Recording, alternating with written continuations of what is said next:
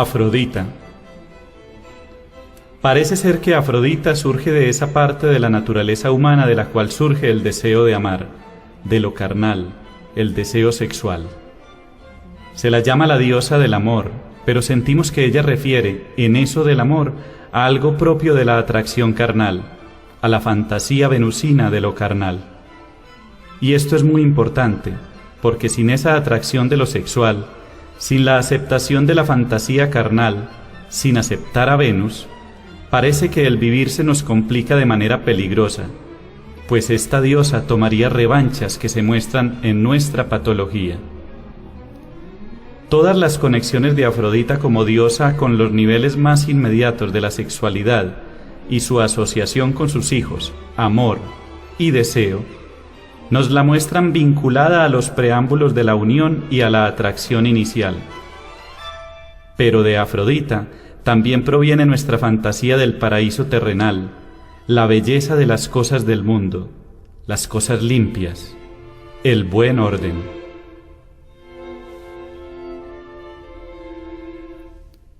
Amor.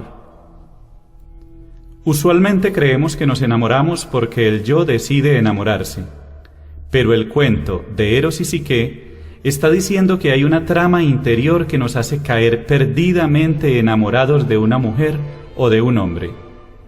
El cuento nos está dando una lección. Hombres y mujeres podemos caer perdidamente enamorados de alguien que, como dice el cuento, la diosa Fortuna ha condenado a no tener salud, riqueza ni honor.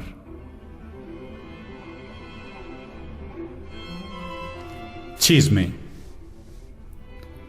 Eurípides nos muestra así, en su tragedia Hipólito, un cuadro maravilloso sobre la necesidad de conocer la sombra, el aspecto oscuro de lo que sucede en el vivir comunal. De otra manera se corre el riesgo de contaminarse con la enfermedad del grupo, con la consecuencia de una lamentable confusión mental o trastorno. Nuestra psique comunal necesita información que nos ayude con nuestras preocupaciones, ansiedades y fantasías, las cuales, si no son informadas, pueden pasar a ser una condición paranoica. El coro reúne información a través de los valores tradicionales, a través del chisme como parte del arte de la comunicación. Y este asunto no ha variado mucho desde los tiempos de la Grecia clásica. Hoy día también, cuando necesitamos información sobre el suceder colectivo que nos pueda ayudar a conectarnos con lo que está pasando, el vehículo más inmediato es el chisme o rumor en la relación personal. Complejos y destino. La psicología dionisíaca se arraiga en las emociones y en vivir la vida como destino. Eurípides nos introduce a la conciencia de este estado en su tragedia Alcestis, cuando el coro dice: he buscado en muchos libros, he estudiado las teorías de los astrónomos, he procurado innumerables argumentos. Sin embargo, no he encontrado nada más poderoso que el destino. Considero que estas palabras del coro tienen un gran valor, en el sentido de que la psique es liberada de todo el lastre del conocimiento y de las ideas, cuando nuestros complejos, en otras palabras, nuestra historia, se transforman en una conciencia de nuestro destino. Para mí, el poder contemplar las grandes aflicciones de la vida, los complejos paralizados, como destino, se traduce en una ampliación de la conciencia, en mayor tolerancia. Complejos y emociones. La teoría de los complejos de Jung ha establecido que el tono emocional de un complejo suele indicar dónde radica su patología y cuál es la herida fraguada en la historia personal. Sin embargo, debemos diferenciar entre el tono emocional de un complejo, que nos permite hacer el diagnóstico, y la emoción dionisíaca, que es arquetipal y hace la conexión entre el alma y el cuerpo. Ahora bien, Dionisos hace su epifanía en el cuerpo no solo a través de las emociones fuertes. Sus vías son también sutiles, puede presentarse de una forma que tiene relación con la intimidad de nuestros propios sentimientos. Con gran discreción, sosegadamente, Dionisos nos hace saber que se encuentra justo allí, en el cuerpo.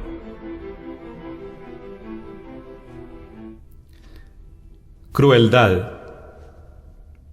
A estas alturas del siglo, la crueldad es uno de los verdaderos y auténticos retos al estudio del alma humana, pues el escenario actual está tan cargado de crueldad que hacernos una visión de esta demanda nuestro mayor esfuerzo psíquico.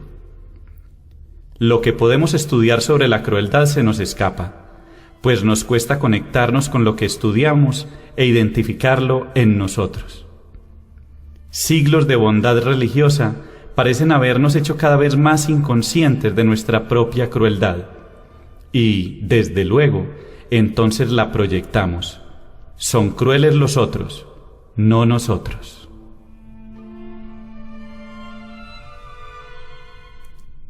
Depresión. Sobrellevamos la depresión. Aunque ésta ocupa al menos un tercio de nuestra economía psíquica, cuando nos deprimimos es cuando nos sentimos más incómodos con nosotros mismos.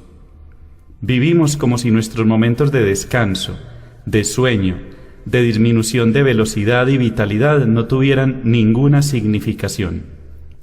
Esto repercute en nosotros enfermándonos, produciéndonos pequeños síntomas e imágenes de fracaso, desastre económico y enfermedades de la vejez. Nuestra sociedad demanda actividad y el reino de la depresión es rechazado, no encaja en nuestro esquema de vivir. Ego y culpa. Hay complejos en uno, pedazos de historia, tan cargados de culpa que nos pueden paralizar, enfermar o llevar a estados donde todo el vivir está impulsado por sentimientos autónomos de culpa. Hay veces en que se siente como si el vivir estuviera condicionado por la culpa y todo el esfuerzo girara a su alrededor. A veces sucede que nos hacemos culpables de manera descabellada de algo en lo cual ni remotamente hemos intervenido, y a la vez, de la misma manera descabellada, hacemos culpables a los otros de cosas que, si las vemos con un poco de psique, están tremendamente lejos, no nos son cercanas. En la culpabilidad hay una inflación, una identificación con elementos que nos sobrepasan. Al decir, soy culpable de la enfermedad de fulano, de la muerte de mengano o del destino de un semejante, nos identificamos con fuerzas impersonales, con algo que no nos pertenece, con arquetipos y dioses que están más allá de nuestras posibilidades humanas, y así nos estamos deshumanizando. Como estamos inflados, la psique no se mueve, y no hay la posibilidad de darle paso a nuevas imágenes que nos nutran y vivifiquen. La culpa nos puede mantener también en un equilibrio precario, sin avanzar ni retroceder, viviendo con tremendas limitaciones. Puede preservar de la psicosis y de explosiones mayores, pero al mismo tiempo nos mantiene en un vivir que no es psíquico. Emociones y enfermedad. El término original griego para emoción es pathos, de donde derivan términos psiquiátricos como psicopatología y psicopatía, y en medicina el término patología, que se refiere de manera general a la enfermedad.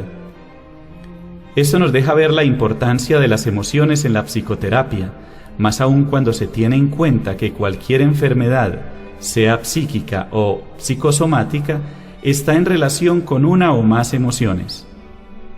Sabemos que un pedazo de una vida vivido de modo traumático o no vivido, un complejo, puede degenerar en psicopatologías fuertes, psicosomáticas e incluso malignas. Con esto quiero decir que el estudio de la enfermedad como emoción y su vivencia en el acontecer psicoterapéutico son para mí fundamentales. Más en una psicoterapia que tiene muy presente la enfermedad encarnada en la biología. Envidia. La envidia aparece cuando una persona es incapaz de aceptar su personalidad o sus limitaciones, y puede convertirse en un complejo disociado que actúa de modo autónomo y hace difícil, si no imposible, la reflexión. Para que el psicoterapeuta pueda detectar la presencia de la envidia en la psique, debe estar familiarizado con esa emoción y también debe tener suerte, porque la envidia, frecuentemente, suele estar muy escondida.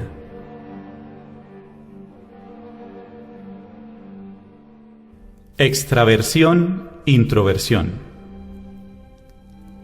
A causa de los esfuerzos del hombre por sobrevivir, la extraversión se ha desarrollado en detrimento de la introversión, que pudo haberle proporcionado un mayor conocimiento de sí mismo y una visión interior. Este enfoque evolucionista nos ayuda a percibir la torpeza y la deficiencia en todo lo relacionado con la vida interior. Ubicándolos en este contexto evolutivo, los tipos psicológicos junguianos, extravertido, introvertido, adquieren una nueva dimensión. La tendencia a la extraversión se convierte en una necesidad compulsiva por la supervivencia. El ser humano no fue formado para la vida interior, por lo que ésta siempre será la aventura de unos pocos, de aquellos para los que la extraversión propia del ser humano es, por igual, un conflicto y un reto. Flamenco. La juerga es la expresión más dionisíaca de todas. Consiste en un grupo, tiazos, de cantaores de flamenco y de aficionados que cantan durante días, esperando que el duende haga su presencia, que la música propicie la emoción. Esto ocurre cuando la cualidad misteriosa de un cante conmueve al mismo tiempo a todo el grupo. Uno puede decir que se trata de una emoción que surge del misterio de la estética dionisíaca. Las emociones expresadas en todos los cantes flamencos van desde las más superficiales en apariencia hasta las más complejas y profundas. El catálogo de los diferentes estilos desarrollados por este género de música es impresionante. Incluye las ligeras sevillanas hasta las oscuras tonás, martinetes, seguirillas y peteneras.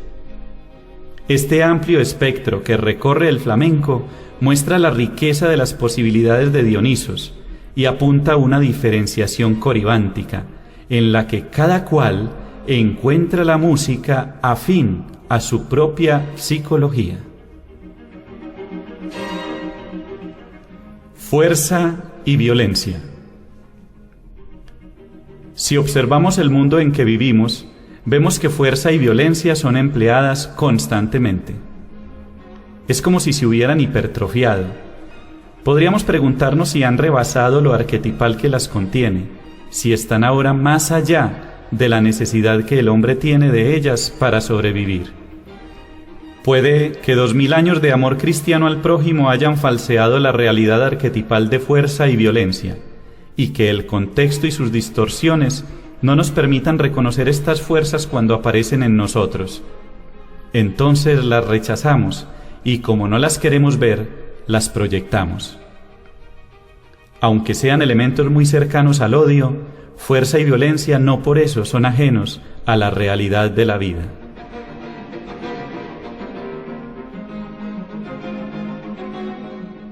Hermes y la psicología profunda. Jung halló a Hermes a través de sus estudios del gnosticismo, de los cuentos de hadas, el espíritu Mercurio, de la antropología y de la alquimia. Hermes se convirtió en lo que pudiera llamarse la matriz de su psicología. Tan pronto como el simbolismo y la imaginería de Hermes se convirtieron en parte fundamental de las investigaciones de Jung, la borderline que acompaña al dios sirvió de base a un modo de pensar que hizo accesible el estudio de la psicología profunda. Además, abrió el camino para visualizar la sexualidad desde esa misma borderline de Hermes, donde, además del aspecto orgánico personal, podía ser vista en términos de conexiones arquetipales, de carácter impersonal realizadas por Hermes. La sexualidad se transformó entonces en algo más que la causa traumática de enfermedades mentales que deben ser curadas, es decir, en una expresión tan válida como cualquier otra de la psique humana. Los traumas, inhibiciones, fantasías e imaginería de la sexualidad pasaron a ser un vehículo de transformación del alma en vez de una fatal enfermedad específica, paralizadora o petrificadora de la psique. Histeria. Al decir del gran médico del siglo XVI, Thomas Sydenham, la histeria tiene más formas que Proteo y más colores que el camaleón, y es capaz de simular cualquier cosa o cualquier enfermedad. Usualmente se le llama la gran simuladora, hasta el extremo de simular la vida entera. Es difícil, pero no imposible, imaginar que eso que llamamos vivir sobre la tierra esté dominado por la simulación histérica y que, cuando oímos a alguien haciendo un llamado a un vivir auténtico, detectemos también en esto una simulación histérica. Pero no nos cuesta más trabajo imaginar una vida sin simulación, porque este es un ingrediente de la naturaleza humana. Intuición. El término intuición es fundamental en el suceder psicoterapéutico. La intuición es una función psíquica que pertenece a la tipología de cada quien y quiere decir ver donde no se ve. Por su naturaleza pertenece a ese suceder irracional que se da por saltos que no tienen a veces conexiones entre sí. Por eso, la psicoterapia junguiana se niega a ser sistematizada. También he usado aquí el término reflexión, como un suceder intuitivo que surge espontáneamente del instinto de reflexión. Jazz. Hay que referir otra forma dionisíaca de la música, el jazz. Tuvo su origen como la expresión musical de una minoría oprimida, la de los descendientes de los esclavos negros americanos, y desarrolló su forma básica en Nueva Orleans. Era una música improvisada que se tocaba después de un funeral, una música con un ritmo poderoso, para expresar la emoción y creación de una conciencia dionisíaca de la muerte. El jazz moderno tiene este principio dionisíaco. Se desarrolló y se mantuvo hasta alcanzar un reconocimiento universal. Para mí, el jazz ha sido la gran epifanía de Dionisos en este siglo. Sus comienzos evocan una imagen que es la expresión moderna de la música satírica dionisíaca de los tiempos antiguos. Mimetismo psicopático. Hay quien hace lo mismo que todo el mundo, quien vive para el dinero, para la moda o para cualquier cosa que le señale el colectivo. Ese no puede esperar en medio de la desolación a que aparezca Eros y gracias a su quehacer se forje el alma. Así, pierde atención sobre la verdadera espera. En psicoterapia se conoce como mimetismo psicopático ese seguir mediocremente todos los eslóganes y las recetas para vivir que, en nuestros tiempos, se nos da con escandalosa profusión y que nada tienen que ver con el vivir psíquico. Oro. En el legado de Jung están sus estudios sobre el tesoro de la alquimia. Esta era también una búsqueda del oro. Unos la llamaban oro spiritualis, otros oro vulgaris. Pero la psicología del oro estará en constante exploración por ser inagotable. La psicología del oro como valor económico, cómo el dinero y la economía actúan en la psique, es un estudio que está en pañales. En este terreno me considero pionero, pues he dicho que hay más trastornos psíquicos y enfermedades originadas en los complejos económicos que en cualesquiera de los otros complejos, también importantes de la personalidad, tanto en los pacientes como en la vida que nos rodea. Psicoterapia y conciencia de fracaso. 1. Si bien uso el término fracaso de manera coloquial, ello no quiere decir que esté claro para mí. Es más, si al paciente le cuesta aceptar o tan siquiera pronunciar la palabra fracaso, al psicoterapeuta le ocurre igual. Si hay conciencia, es mejor que la llamemos una cierta conciencia o un vivenciar interior, quitándole toda pretensión de claridad y aceptando la oscuridad que tiene. Quizás sean los mismos psicoterapeutas los más aptos para entender lo que quiero decir, ya que me parece muy insensato el psicoterapeuta que se identifica con sus triunfos y tiene una actitud triunfalista.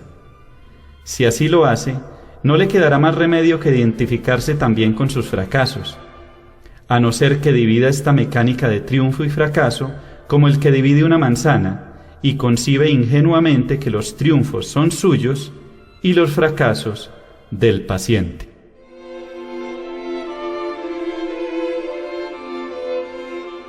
Psicoterapia y conciencia de fracaso. 2. El que alguien haya sufrido un fracaso en la vida y como consecuencia arribe a psicoterapia no significa que perciban ni remotamente ese fracaso, y mucho menos que lo entienda como vehículo propiciador hacia la conciencia de fracaso. Muchas veces suele ocurrir que las expectativas son que la psicoterapia respalde y refuerce las fantasías de triunfo. También ocurre, y es lo peor, que gran parte de la psicoterapia actual se base en apuntalar la unilateralidad triunfalista en que ha vivido el paciente, eliminando todo lo que se oponga al triunfalismo como meta personal y colectiva. Psicoterapia e incubación. En la psicoterapia, en la curación, ese temple en la espera, esa maduración de los elementos curativos es muy importante. Quiero relacionar la lentitud, la espera, con los tratamientos de curación de la antigüedad clásica, con los métodos de incubación, en los cuales lograr la lentitud para que pueda darse la incubación es un proceso de curación en sí mismo.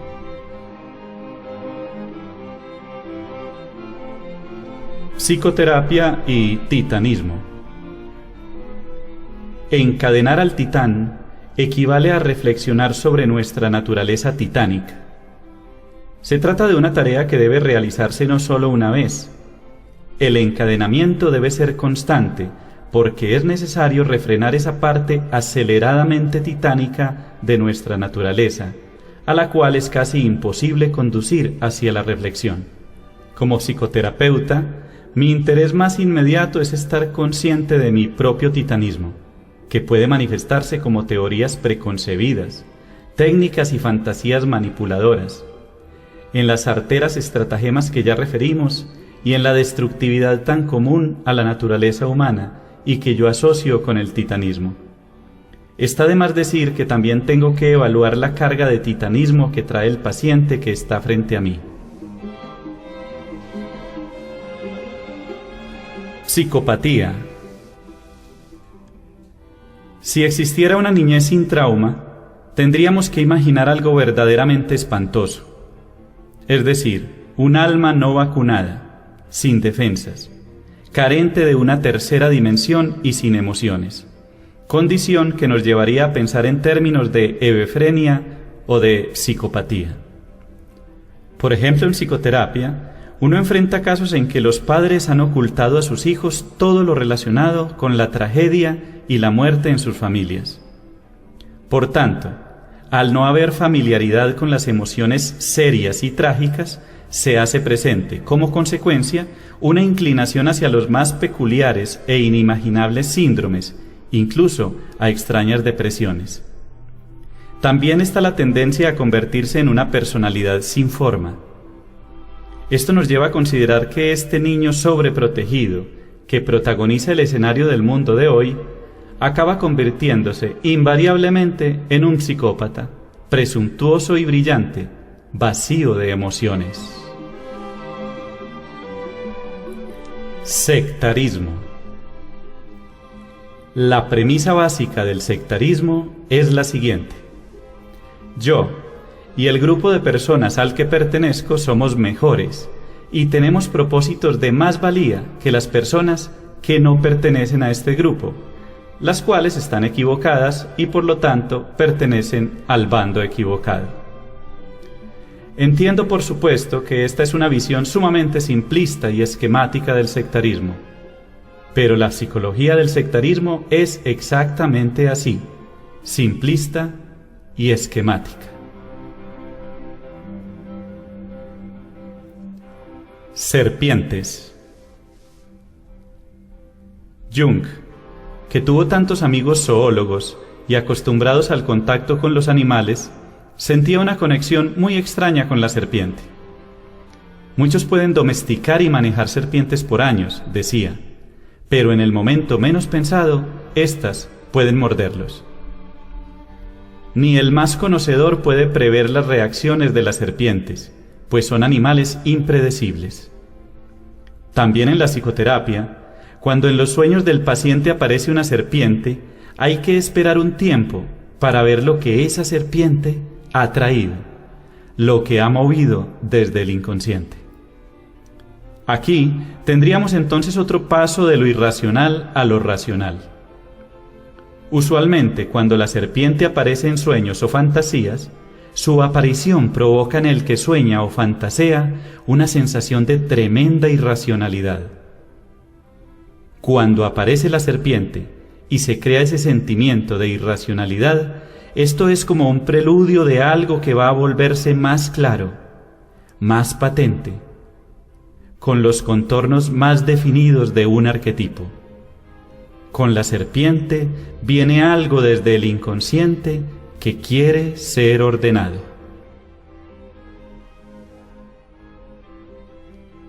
Terapia de pareja. Hay muchas posibilidades de que el terapeuta observe el arquetipo roto que trae el paciente a consulta. Lo más usual es el matrimonio o la pareja que arquetipalmente no funciona y tratan de que el terapeuta muestre simpatía por uno de los dos. Tomar partido en esta situación es un descalabro muy usual para aquel terapeuta al que le cueste trabajo concebir que la situación que le trae la pareja es una historia muy compleja que pertenece al destino de ambos. En este caso, el terapeuta lo más que puede hacer es reflexionar las complejidades históricas del vivir de una pareja y con esa reflexión mostrarles la situación que viven en el momento. Lo virginal. No ha habido, en realidad, una evaluación adecuada de la personalidad en la cual el componente dominante es virginal. Al llamar a este tipo de personalidad sexualmente reprimida, o denominar represión sexual al componente virginal que todos tenemos, se tergiversa su realidad. Sucede un poco como en la vieja teoría de Privatio Boni. En este caso, el sumum bonum sería la sexualidad, y la personalidad virginal sería solo una personalidad privada de este bonum. Mi propósito, por el contrario, es estudiar el arquetipo como un recipiente de vida, como un proveedor de significados vitales y también de una patología, tal como esta es referida por la psicoterapia.